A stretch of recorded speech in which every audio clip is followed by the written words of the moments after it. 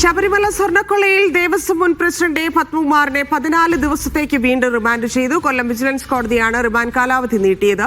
പത്മകുമാറിന്റെ ജാമ്യാപേക്ഷ ഇനി മാസം 8-ന് കോടതി പരിഗണിക്കും. ലിജോ റോളൻസ് ചേരുന്നുണ്ട്. ലിജോ, കോടതിയിൽ എന്താണ് സംഭവിച്ചത്?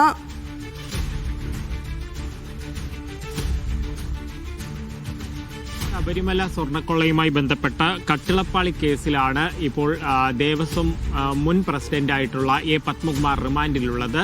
ആ റിമാൻഡ് കാലാവധി നീട്ടുന്നതിന് വേണ്ടിയാണ് ഇന്ന് കൊല്ലം വിജിലൻസ് കോടതിയിൽ പ്രത്യേക അന്വേഷണ സംഘം പത്മകുമാറിനെ ഹാജരാക്കിയത്. കോടതി കേസ് പരിഗണിക്കുകയും 14 ദിവസത്തേക്ക് കൂടെ റിമാൻഡ് കാലാവധി നീട്ടുകയും ചെയ്തിരിക്കുന്നു. അതായത് ഡിസംബർ 18 വരെ വീണ്ടും പത്മകുമാർ ജയിലിൽ തന്നെ ആയിരിക്കും എന്നുള്ള കാര്യമാണ് അറിയാനായിട്ട് കഴിയുന്നത്. മറ്റൊരു പ്രധാനപ്പെട്ട കാര്യമെന്ന് പറയുന്നത് 8-ാം തീയതി തിങ്കളാഴ്ചയാണ് പത്മകുമാർ സമർപ്പിച്ചിരിക്കുന്ന ജാമ്യ ഹർജിയിൽ കൊല്ലം വിജിലൻസ് കോടതിയിൽ വാദം കേൾക്കുന്നത്. അതായത് ബോർഡ് എടുത്ത തീരുമാനത്തിൽ എങ്ങനെയാണ് പത്മകുമാർ മാത്രം ഉത്തരവാദിയാകുന്നതെന്നുള്ളൊരു ചോദ്യമാണ് പ്രതിഭാഗം കോടതിയിൽ ഉന്നയിച്ചിരിക്കുന്നത്. മാത്രവുമല്ല, പത്മകുമാറിനെ മാത്രം പ്രതി ചേർത്ത് അറസ്റ്റ് ചെയ്താൽ മുന്നോട്ട് പോകാൻ കഴിയില്ല.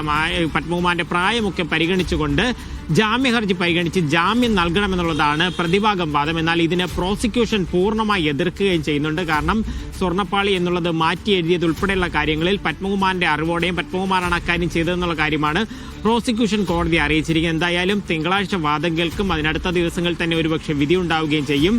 ദേവസ്വം മുൻ എക്സിക്യൂട്ടീവ് ഓഫീസറായിട്ടുള്ള സുധീഷ് കുമാർ നൽകിയ ജാമ്യ ഹർജിയും തിങ്കളാഴ്ചയാണ് വിജിലൻസ് കോടതി പരിഗണിക്കുന്നത്. ധന്യ.